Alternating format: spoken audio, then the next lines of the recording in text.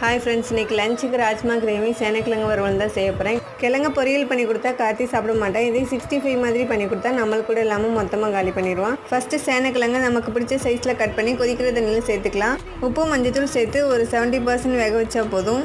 அதுக்கப்புறம் அதை வடிகட்டிட்டு பச்சை தண்ணியில் வாஷ் பண்ணி வச்சிடலாம். இப்போ இதுக்கு மசாலா ரெடி பண்ணிடலாம்.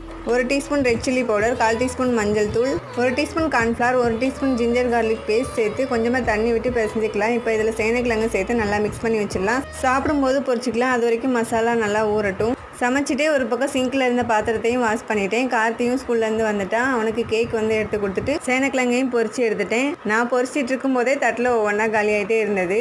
கிரேவியும் ஒரு பக்கம் ரெடி ஆயிடுச்சு. கிருத்திக் குட்டியை நான் ஒரு பக்கம் போட்டிருந்தா அவன் ஒரு பக்கம் இருக்கான். இப்போல்லாம் அவன் முன்னாடி எதுவுமே சாப்பிட முடியல. நம்ம சாப்பிட்டோம்னா அவனுக்கும் வேணும்னு சொல்லி அழுகிறான். கிச்சனில் வேலையெல்லாம் முடிச்சுட்டு அவனையும் குளிப்பாட்டி விட்டுட்டேன். வீடியோ பிடிச்சிருந்ததுன்னா லைக் பண்ணி சப்ஸ்கிரைப் பண்ணுங்கள். நாளைக்கு vlogல பார்க்கலாம். தேங்க்யூ.